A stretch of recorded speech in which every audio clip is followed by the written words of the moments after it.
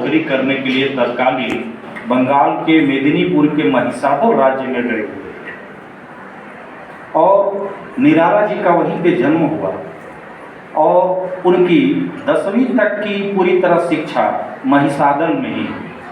मैं आपको ये बताऊं कि निराला जी का जन्म भले बैसवाड़ा, आज का जो उन्नाव जिला है, वहाँ होता है, लेकिन वो मूलतः बांग्ला भाषी थे शिक्षा के दृष्टिकोण से।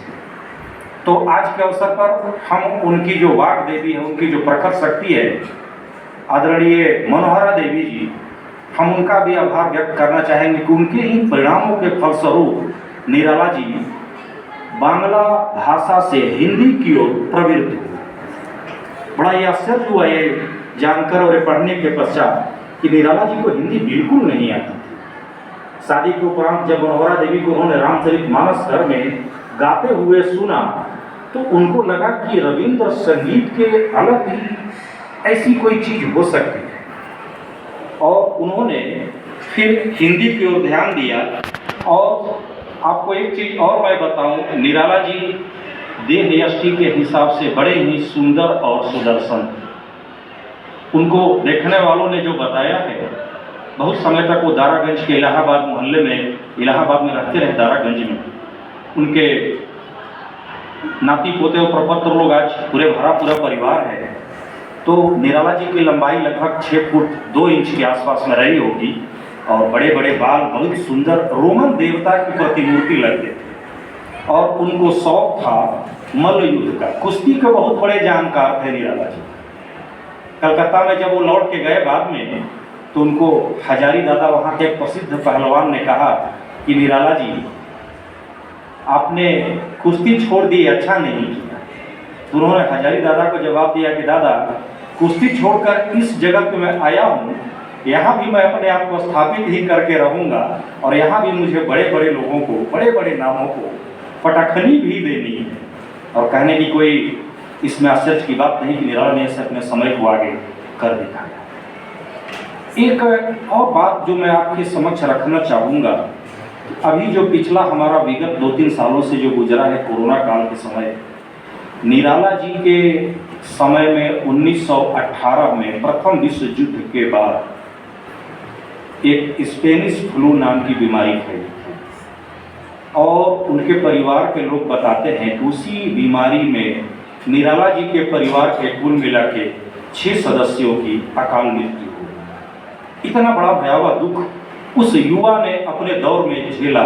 मनोहरा देवी जी की मृत्यु भी उसी समय हो गई थी और उनके सबसे बड़े बेटे 6 साल के रामकृष्ण त्रिपाठी और 1.25 साल की सरोज उनकी गोद में बस बच गए।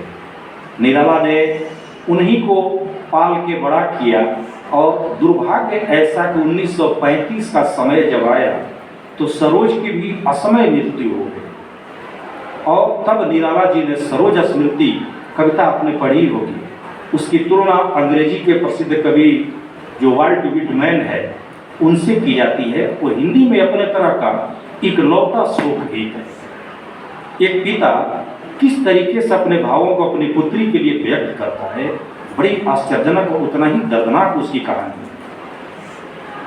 निराला अपने आप में निराला तो थे ही, मतवाला पत्रिका के माध्यम से प्रकाशन जगत में भी इनका बड़ा समय नाम रहा, लेकिन इनकी एक आदत थी, इन्होंने कभी भी किसी भी स्तर पर समझौता करने से बिल्कुल इनकार कर दिया। उस समय के प्रधानमंत्री इनके शहर में रहते थे। लोगों ने सुझाया कि आप उनके पास जाइए, लेकिन निराला ने फटी हुई चादर और लुंगी में गुजारा करना पसंद किया, लेकिन कभी भी अपने सिद्धांतों के साथ समझौता नहीं किया। निराला का दिन देख के कहीं बड़ा आश्चर्य होता है कि इतना हिंदी का इतना महान प्रकांड विद्वान और व्यक्ति इतना दुख झेलने के बाद भी एक फटी हुई चटाई पे उबले हुए आलू खाकर दिन काट सकता है, लेकिन कभी किसी के सामने झुकने से बिल्कुल इनकार करता है। निराला होना इतना आसान नहीं है।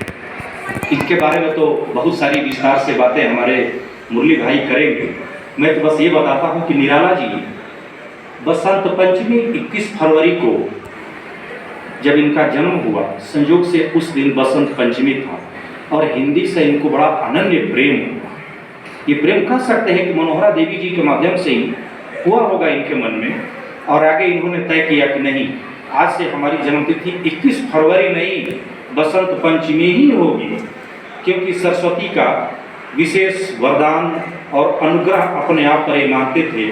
और बताने वाले, उनको जो जानने वाले हैं, बताते थे कि बसंत पंचमी के दिन निराला जी बिल्कुल नहा धो के और पीले वस्त्र धारण करके संगीत के बहुत बड़े जानकार थे।